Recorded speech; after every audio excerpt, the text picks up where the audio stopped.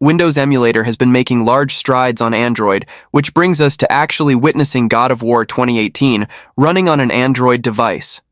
Of all the PC games I have shown you running on Android, I think this is the most impressive because God knows how demanding this game is. Now in this video, I will be showing you a gameplay of God of War on both the Snapdragon 8 Gen 3 and 8 Elite.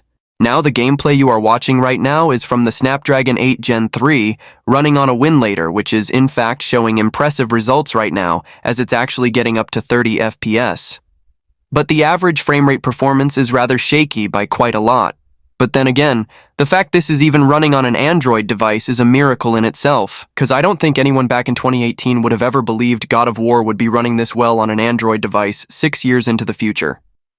Now let's head into the Snapdragon 8 Elite gameplay and see if we will see even better performance. When we go to the Snapdragon 8 Elite, things start to get a bit complicated and messy. There are some visual graphics glitches all around, which makes it less playable, but this might be because this Chinese tester is using a different kind of Windows emulator called Game Hub, which in my opinion is less optimized and more buggy if compared to Winlator.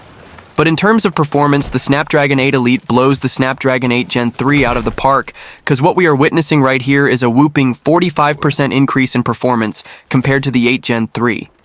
On the 8 Elite, our frame rate can get to as high as 55 FPS, while on the 8 Gen 3, the max frame rate is in the 30s, which makes for a very wide margin. But getting higher frame rate also means the drops in FPS will be massive, but a simple 30 FPS cap will give us a consistent FPS graph, unlike the 8 Gen 3 that goes below 20 FPS some of the time. Through this video, we can see God of War runs quite well on both the Snapdragon 8 Gen 3 and 8 Elite. Now if you enjoyed the video, do well to subscribe to the channel. See you on next one. Cheers.